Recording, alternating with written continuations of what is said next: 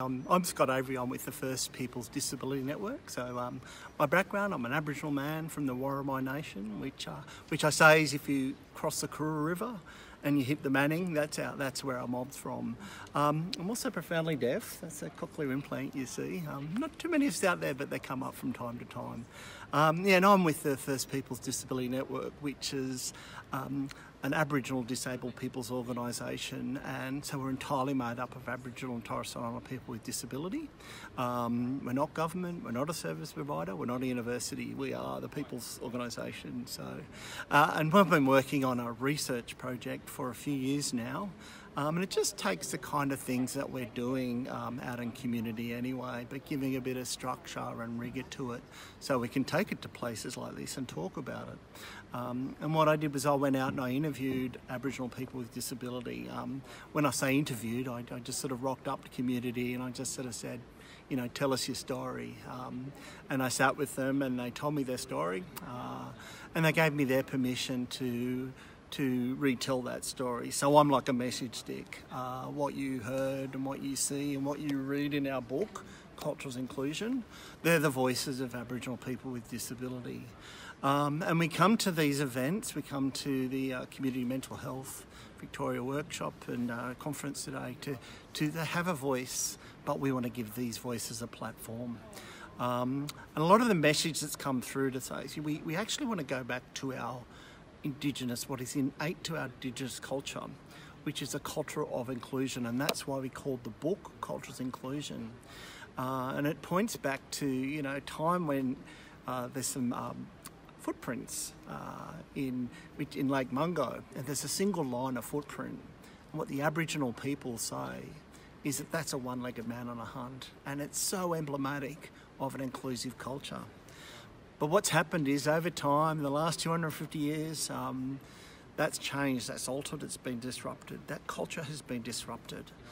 And what we see now, if you are both Aboriginal and disability, so that intersection of the both, what we find is that you experience social inequality at a rate higher than even if you're Aboriginal without a disability, or you're a person with a disability who's not Aboriginal. So that notion of if you come together and those two parts of your identity intersect, what you find is that compounds. And it compounds because you experience things like ableism and racism, and they work together. And it's more than just the personal. You get the personal things, so you get that kind of isolation, or in racism you might get the names, but it's also this concept of institutions and how it's been carried forward. And what I mean by that is many people who work in service providers or even bureaucrats and public servants, they go, oh, we can't include you because our protocols and practices, that's the way it's been. And the way it's been actually formulated through Western science, which hasn't accommodated the cultural and inclusive aspects of our culture. So what we see in every single indicator, whether it was your likelihood to get a job, access health services, inclusive education, if you're Aboriginal and you have a disability, that inequality is far higher than either of those groups on its own. The one exception, and this is where this book comes in, is the cultural inclusion. Because the only indicator where there was equality and inclusion of Aboriginal people with disability was in their participation in their community and cultural events. So when they're within their community, there is inclusion. It's when they engage outside their community where inequality kicks in. So we saw that, and while we're here at the mental health conference, I said when you experience that day in, day out, it shows up in the mental health statistics. And the notion of trauma and that multifaceted discrimination you get, that's a hostile environment. And I said, if you only ever think of mental health as something's provided as a clinical issue to a person, and you do so without having a good, solid platform of healing, of truth-telling, of respect, of cultural recognition, then you're fighting it. And we said that the words that I used is the wheels of that medical system will melt off and it won't be effective. So that's the message that we're coming today. We actually see it as a bit of a gift. The gift of inclusion is actually innate in Aboriginal culture, and I talk about the Makarrata and the Uluru Statement, which is a broader, bigger gift to our nation, and it's about a respectful place for Aboriginal people in this nation. This is our version of the gift of inclusion. And at the end of the conference that I had here, a lot of people who weren't Aboriginal but with disability were coming up and saying, wow, this is what we want. So I think the nation can learn from it too. Can I ask what services can learn from it? Health services, the NDIS, those sort of, and social services, how can they learn from this? I think the people who provide services, again, were saying the way services tend to look at things like cultural compatibility and that, is they start with going, well, what's the epidemiology? How many people have this? How many have that? The next stage is they go, oh, how can I provide my service in an Aboriginal community or to a person with disability? The third stage, and this is where we want to push it, is to drive this attitudinal change to sort of saying, how can I critically reflect on how I provide people who've been positioned through a lifetime of vulnerability? So it's actually going, there are decisions that people could make. It's not all about a system or putting people in boxes. Actually, it's the opposite. It's sitting down and talking with people. Our version of that is, tell us your story. That was our research question. And we asked people, what matters to you in regards to your future? And they told us. And they said, in many cases, some people were saying, no one's actually asked us that before.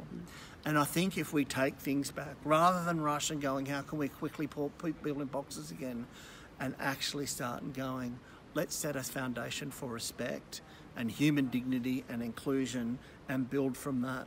And I think that's what we want to do. And it's not something that's going to happen quite quickly, because it's so different to how services think. But we want to encourage them, because we think if they hear these stories, hear these lived experiences, when they're at that time they have to make a decision, they go, you know what, I'm going to make a different decision this time. Someone that actually includes people rather than reinforces their exclusion. One really good specific thing that you mentioned was about the idea of giving person-centred care that doesn't take into account the environment. And you had a pretty graphic photo of that. Can you talk about that?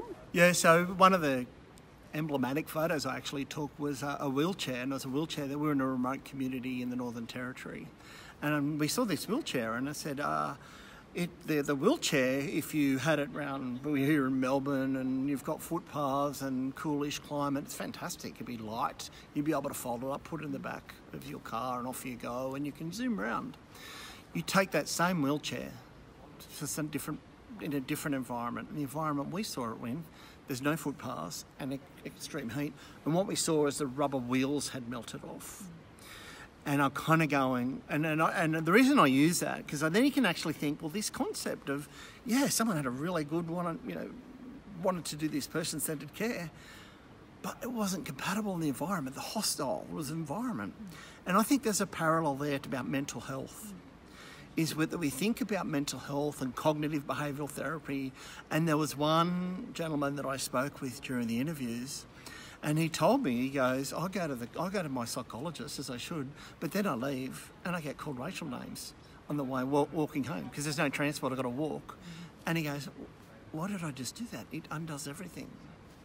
And I think that notion of understanding that there's a hostile environment around people, and it's ableism, it's racism, it's discrimination, it's poverty, it's inequality. If we think that's a hostile social environment, then yes, there's a role for person-centred mental health and care, but it can't just operate in isolation to the environment. And if you're a practitioner thinking, that's all I have to do and I've done my job, you're not as good as a practitioner going, oh, you know what, we need to have community-based healing. That's got to be our footpaths. That's our footpaths. That's our cooling climate in which person-centred care can function as it should. Fantastic. Thank you, Scott, very much. My pleasure.